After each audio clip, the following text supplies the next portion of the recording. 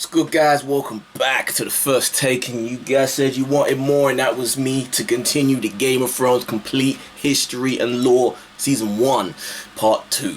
So let's jump into it, man. I ain't gonna talk it to death. But yeah, this shit is mad interesting, so I'm really looking forward to seeing what else. And there's quite a few of these. I'm real curious to know where they can go and what other details they can give us about this world that we don't already know about. So let's do this.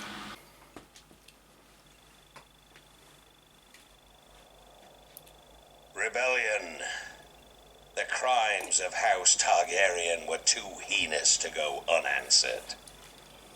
The noble houses of Baratheon, Stark, and Arryn united to oppose and overthrow the line of the cursed Dragon Kings. While Ned Stark and Arryn secured an alliance with the Tullys of Riverrun, I called the banners of Storm's End and rode out in force against the Mad King and his minions. Gods, those were some battles. Our first victory occurred at Summerhall, where I faced off against an army of dragon loyalists and won 3 battles in a single day. 3 in one day. 7 hells, that was a glorious day. We tried to take Ashford Castle in the Reach, but the Tyrells beat us back. We had to regroup. My army was pursued north by Aerys's army and took refuge in the Stony Sept in the Riverlands. When the Targaryen army entered the town, the Sept bells tolled, a signal to the townspeople of the battle that was to come. As the Targaryens searched from house to house for me, the combined forces of Ned Stark and the Tullys swept into the city. Gods, what a day that was. It's now known as the Battle of the Bells. We overwhelmed the Mad King's forces and sent them scampering back to King's Landing. Aerys' son, Rhaegar, who started the whole damn thing, finally emerged from hiding in the south and assembled his own army to face us. As for the Mad King, he must have been pissing himself. The battle that would decide the fate of the 7 kingdoms occurred at the crossing of the Green Fork of the Trident River. Rhaegar commanded the royal host, which was some 40,000 strong. My forces were outnumbered by nearly 5,000 men. Wow. But that didn't matter.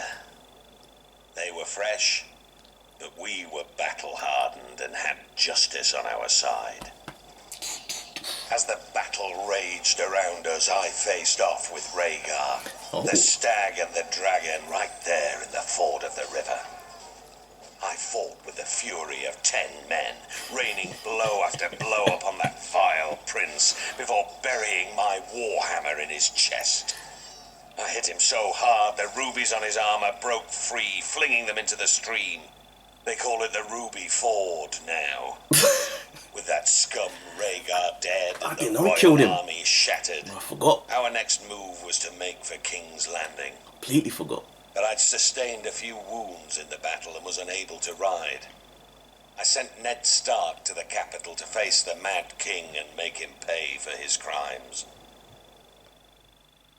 The Targaryens, blood of the dragon, and the last of old Valyria, were loved by their subjects and admired far and wide as the greatest dynasty in the history of the Western world. But the peace and prosperity of nearly 3 centuries of Targaryen rule was shattered by the usurper, Robert Baratheon, and his band of traitors. House Baratheon owed its very existence to the Targaryens. Was it not Aegon the Dragon himself who elevated the bastard Orys Baratheon in the War of Conquest? And what of the Starks, the Lannisters, the Aryns of the Vale? All had been spared and allowed to keep their lands when Aegon could easily have wiped them out. Centuries later, the usurper and his lackeys repaid Aegon's benevolence with treachery. There are some who dare to claim Robert and his allies had reason to rebel. They say the crown prince stole the usurper's lady love. They say my father, King Aerys, murdered Rickard Stark and his son without just cause. Whether these charges are true or not, it doesn't matter. The dragon answers to no one.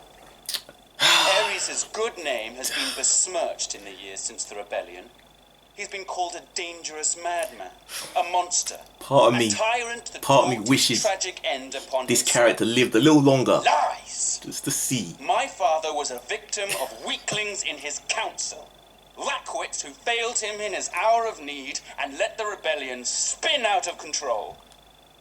But it was not enough.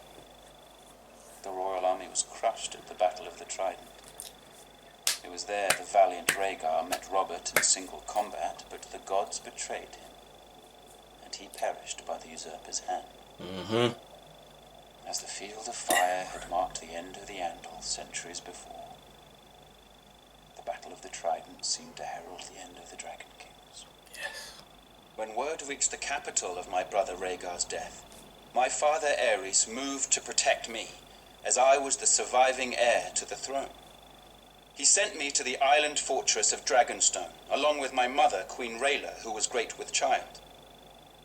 But as my father, my king, Aerys Targaryen, prepared to defend his throne to the bitter end, little did he know of the horrors and betrayals that awaited him and our family. Justly.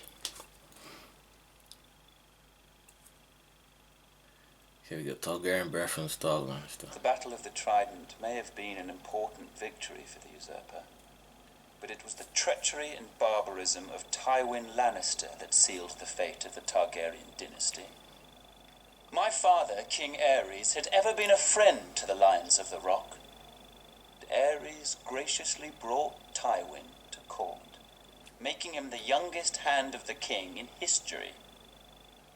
He gave him power. He gave him respect. He made it possible for Tywin to restore House Lannister to glory. Aerys and Tywin governed side by side for 20 prosperous years.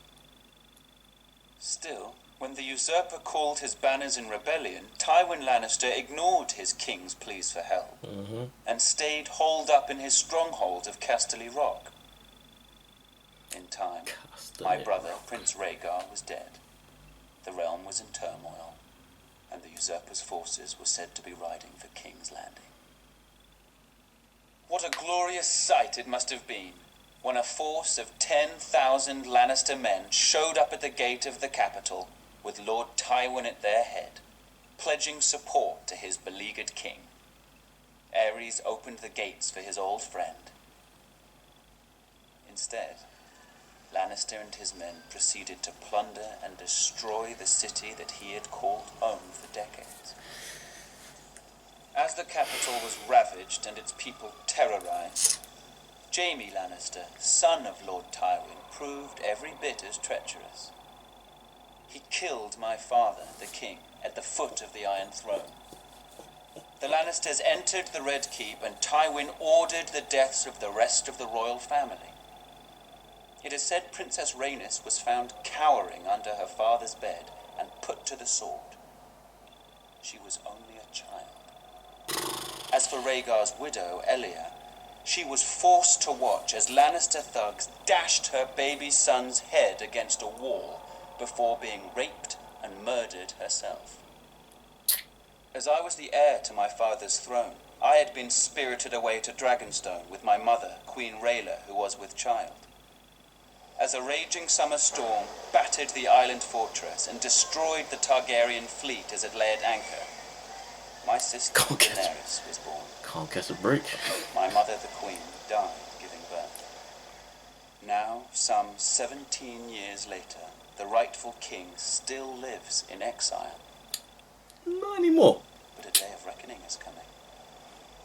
Not for I will you. sail west as Aegon the Dragon did centuries before. No, you won't. I will take back my father's No, you won't. with blood and fire. And I will punish the treacherous dogs who sought to destroy my family. Won't. But Daenerys most likely will. Rebellion to succeed, King's Landing had to be forcefully. No one was foolish enough to believe that Aerys was going to hand his crown over peacefully. The Mad King's reign needed to end. What Tywin Lannister's forces did was unfortunate, but it was necessary to secure the Iron Throne and bring peace and justice to the Seven Kingdoms.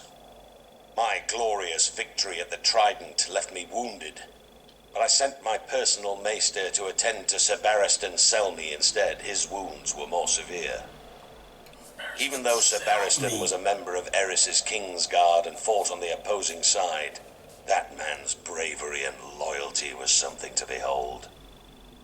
But this meant my wounds would take longer to heal, and I couldn't ride to King's Landing myself. I sent the one man I trusted over anyone else in this world, Ned Stark, in my place. Had I been able to ride, perhaps I could have reached King's Landing sooner and prevented some of the violence that occurred when the Lannisters entered the city. Still, what Lord Tywin did was for the greater good. Even what happened to Princess Elia and her children. Babies or no, theirs was the cursed blood that flowed within the Mad King's veins. They were dragon spawn and couldn't be allowed to survive. What would they grow to be? Loyal subjects? Ned with his damn northern honor.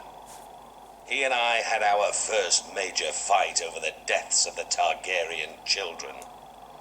Ned called it murder. Murder? It was war. It was war.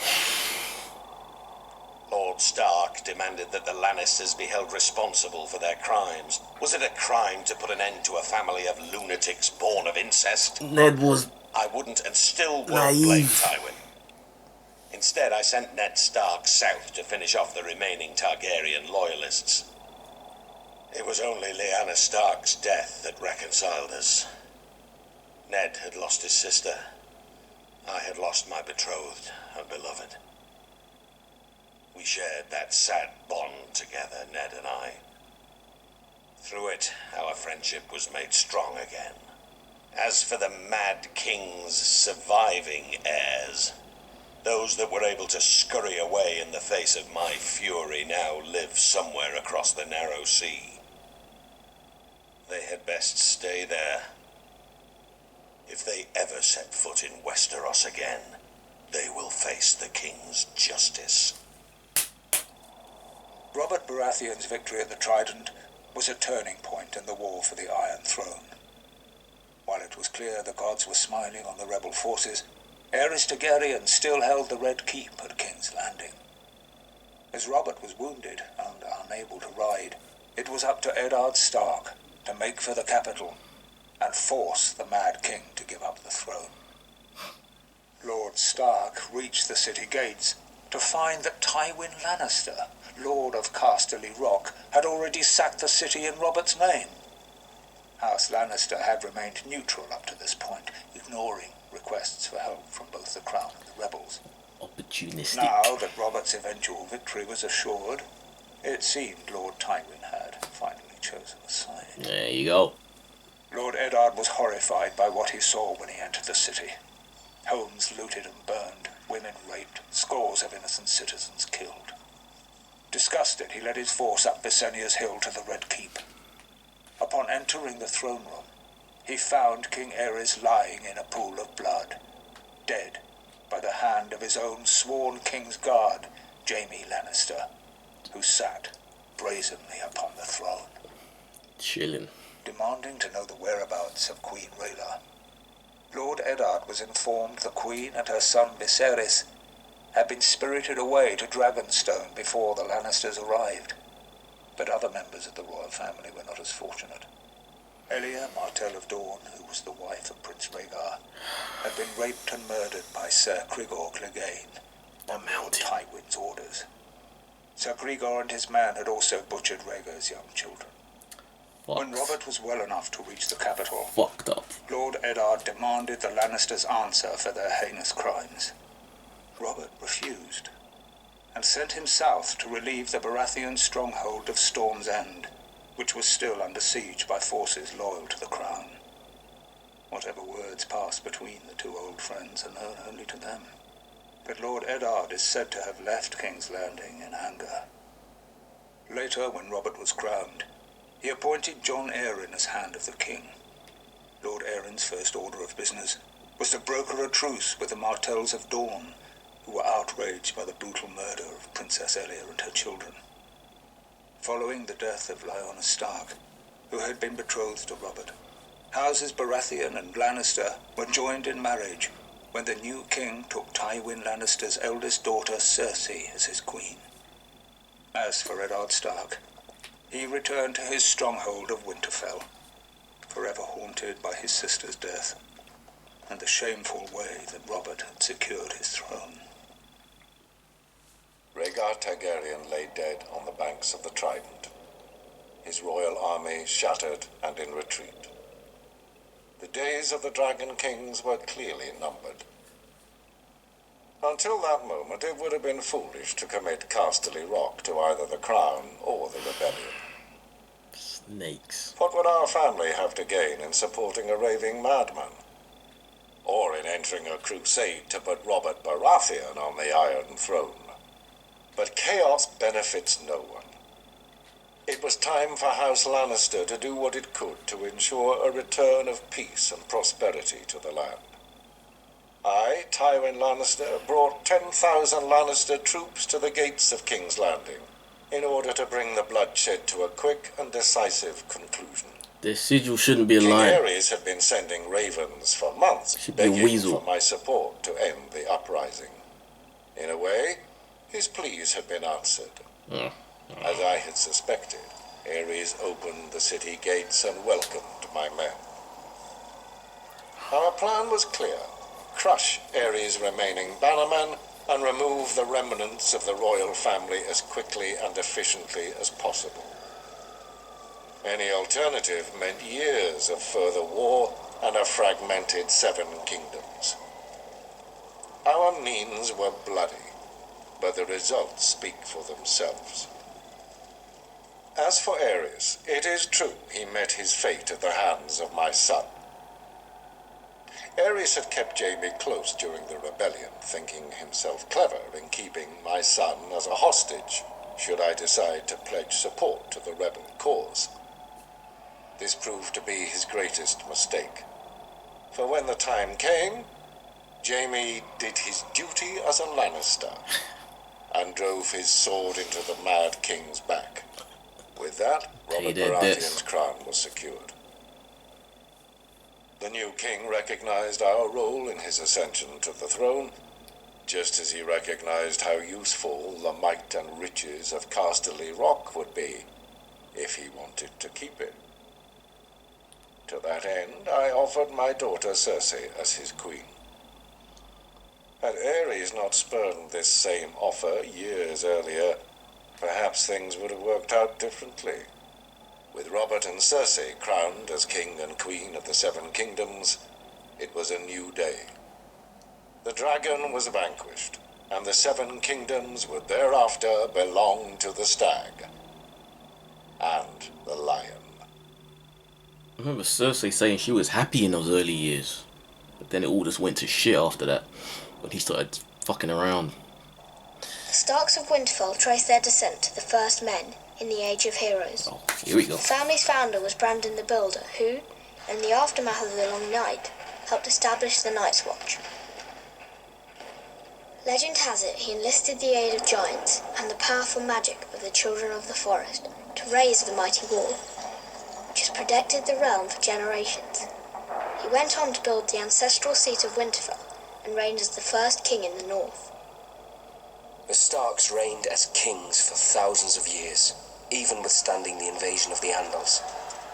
As the southern kingdoms fell and the Children of the Forest were driven away, the north stood strong, maintaining its religious customs and its way of life. Eventually, the reign of the Kings of Winter came to an end with the coming of Aegon the Conqueror. After Aegon and his dragons destroyed the combined armies of the Reach and the Rock at the Field of Fire, King Torrhen Stark bent the knee and swore fealty to the Targaryen dynasty in order to spare the destruction of Winterfell and his people. He was forever after known as the King Who Knelt. As a reward for his submission, Aegon named Torrhen Lord of Winterfell and Warden of the North. The Starks take great pride in their history and traditions. It is one of the few noble houses that still keeps the old gods. The sacred weirwood tree looms large in Winterfell's Godswood. Its ancestral sword, Ice, was forged in ancient Valyria and has been passed down through the generations. House Stark remains steadfast in its support of the Night's Watch, So is that Ice? even as the once illustrious They've order all got has one. fallen on hard times. The same one. Hand Much it down. like their sigil, the Grey Direwolf, House Stark is the stuff of legend in the north and throughout the Seven Kingdoms. And their family words, "Winter is coming," serve as a reminder of their beginnings in the wake of the long night, and a grim portent of things to come. So those statues all have a sword. It's the same sword handed down to each generation. That's fucking sick. I never clocked onto that. On the far western coast of the continent, high atop a rocky promontory overlooking the Sunset Sea, sits Casterly Rock, ancestral seat of House Lannister. Below it lies Lannisport, one of the great cities of Westeros, a centre for trade, culture, and the great Lannister fleet. There are a number of gold and silver mines in the Westerlands, making it the richest region in all of Westeros. One of the most productive mines lies beneath Casterly Rock itself, making House Lannister the wealthiest of all the noble houses. This allows House Lannister to finance many endeavors of other noble houses. Even the king himself has sought credit from Casterly Rock from time to time. We Lannisters claim our descent from the Andal invaders, and through the female bloodline, Lann the Clever. According to the legend, Lann, using only his wits, won Casterly Rock from the noble House of Casterly during the Age of Heroes. The Lannisters reigned as kings of the Rock for thousands of years, and worked to make it the envy of the rest of the Seven Kingdoms.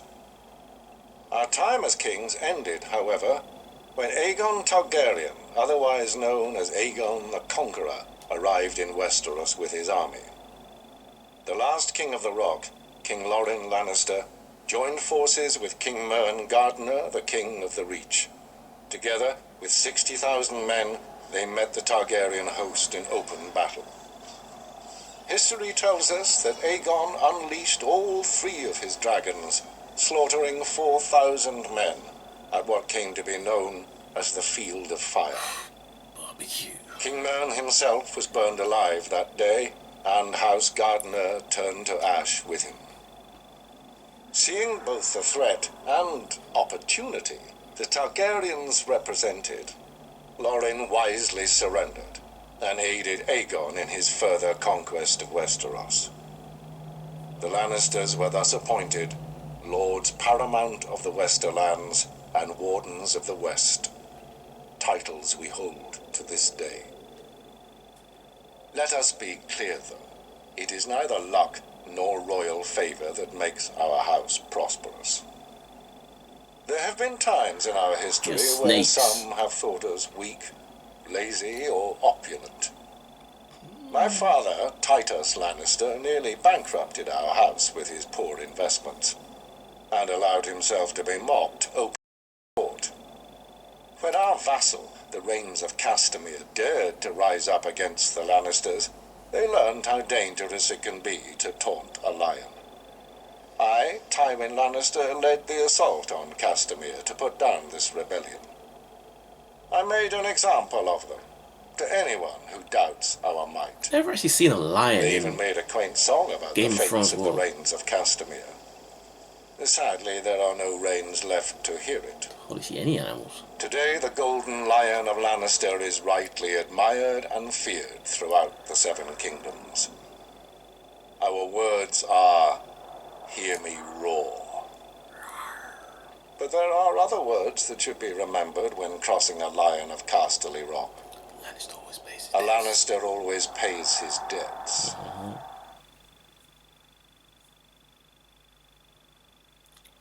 Yes, I want to get into more of these guys. House Targaryen. The Targaryen dynasty united the Seven Kingdoms and lasted nearly 3 centuries. It was a dynasty forged in fire, sealed in blood, and destroyed by rebellion. The Targaryens are blood of the dragon, descended from the nobility of ancient Valyria, a once mighty empire in the east. When the cataclysmic doom laid waste to Valyria and its people, the Targaryens survived, having settled on the island fortress of Dragonstone years before. They remained there for a century, until the rise of Aegon the Conqueror. Instead of attempting to reclaim the eastern lands of his ancestors, Aegon sailed west for the Seven Kingdoms, his sisters Visenya and Rhaenys at his side. Basically like Viking, isn't they? To keep the bloodlines pure, Aegon continued the custom of his Valyrian ancestors and took both of his sisters to wife. Together, they came ashore on the eastern coast of Westeros. Their blazon, a dragon with 3 heads, representing Aegon and his sister wives. Their words, fire and blood. While their host was small in comparison to the armies of Westeros that awaited them, Aegon and his sisters had a secret weapon. Dragon. The last of the dragons. He conquered every kingdom save Dorne, which eventually bowed to Targaryen rule a century later. He had the swords of his enemies melted down by the fiery breath of his dragon, Balerion the Black Dread, and forged into the Iron Throne. The capital city of King's Landing was built on the eastern coast, where Aegon and his sisters first came ashore, and Aegon ordered the construction of a royal castle on its highest hill, the Red Keep. For 300 years, the Targaryen dynasty stayed strong in the face of rebellion, civil war, and plague. But the line of dragon kings was broken when my father, Aerys Targaryen, the second of his name, was overthrown in rebellion. My father was betrayed and slaughtered by Ser Jaime Lannister, a member of his own Kingsguard. His son and heir, my brother Rhaegar, perished on the field of battle at the hands of Robert Baratheon, who claimed the Iron Throne for himself. And so today, the only surviving members of the storied Targaryen dynasty are myself, Prince Viserys, rightful King of the Andals and ruler of the Seven Kingdoms, and my sister, Daenerys. We were spirited away to the free cities of the East by loyalists. Here we have lived in exile ever since, dreaming of a day when we will cross the narrow sea and take back my father's throne. Targaryens. Baratheon. What little secrets have you guys got? Ours is the fury. These are the words of the Black Stag of Baratheon. A battle cry echoed throughout the land in rebellion when I, Robert Baratheon, the first of his name, seized the Iron Throne from the Mad King Aerys Targaryen, ending a dynasty nearly 300 years old. House Baratheon was born in the Wars of Conquest, when Aegon the Dragon invaded Westeros. Aegon sent his commander, Orys Baratheon, to take Storm's End. Argilac the Arrogant, the last of the Storm Kings, foolishly left the safety of his stronghold and met the Baratheon warlord in open battle. Argilac was soundly defeated, and Orys took his lands, his holdings, and his daughter. Orys was said to be a half-brother to Aegon Targaryen. If this were true, a little blood of the dragon mingled with that of the stag in those days. The seat of House Baratheon is Storm's End, a legendary keep raised in the Age of Heroes. It overlooks Shipbreaker's Bay, where legend has it that Durin, the first Storm King, raised the keep with the aid of Bran the Builder of House Stark, forging a centuries-long connection with the Stormlands and the North. After Aegon's conquest of the Seven Kingdoms, the Baratheons remained loyal enough to the crown while Targaryen kings came and went. But loyalty has its limits. When Rhaegar Targaryen, Aerys' vile son and heir, abducted Lyanna Stark, my betrothed, my beloved, it was time to act. We raised our banners, Baratheon, Stark, Jon Arryn and the Tullys, united in rebellion against Rhaegar and his father, the Mad King. We were victorious and took the Iron Throne. That bit of dragon blood in my veins came in well, as it made me a distant relation to the Targaryen dynasty blood of my long-lost ancestor, Oris. The truth of it is, Technically, I took it. I sit on the Iron Throne. I rule the Seven Kingdoms from the Red Keep. he's not completely unworthy, but do you think the blood within the Targaryen line could come in handy? Because he still has that son, the bastard son, that just disappeared in the first season or second season. Snow-capped mountains Remember? of the moon, standing high above the rich lands of the Vale, stands the Eyrie, a storied and impregnable fortress said to have been built by the legendary Mountain Kings in the Age of Heroes. It is the stronghold of House Arryn, one of the oldest noble families in Westeros. Their sigil, a soaring falcon over a crescent moon. Their words, as high as honor. The Arryns are direct descendants of the Andal invaders, who sailed across the narrow sea and came ashore at the Fingers. According to legend, Sir Artus Arryn, known as the Winged Knight, soared through the sky atop a giant falcon, landing on the peak of the highest mountain where he defeated the Griffin King in battle. Griffin. It was the Andal's first great victory over the First Men, and Sir Artus was duly rewarded. Griffin King. He was declared King of the Mountain and the Vale, and the region was renamed the Vale of Arryn. Thousands of years later, Aegon the Conqueror arrived in Westeros. House Arryn bent the knee to Aegon and his dragons, and were allowed to maintain their control of the region, as Lords Paramount of the Vale and Wardens of the East. Over the centuries, House Arryn remained loyal to the Targaryen dynasty, until Lord Jon Arryn joined with houses Baratheon and Stark in rebellion against Mad King Aerys. Upon winning the Iron Throne, Robert named Lord Jon Hand of the King, a position he held until his mysterious death. Coming back now. I really should be taking notes, man. This is fucking crazy. Oh, okay, so that's the first half.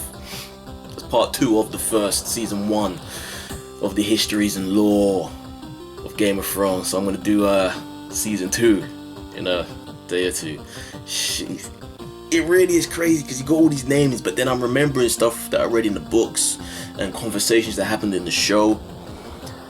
And do you think, because I kept always thinking that kid, Robert Baratheon's son, the bastard son that was being hunted for a while, the one that ran away with Arya in season 1. He escaped with Arya, and there was that chubby kid, the one who loved bacon.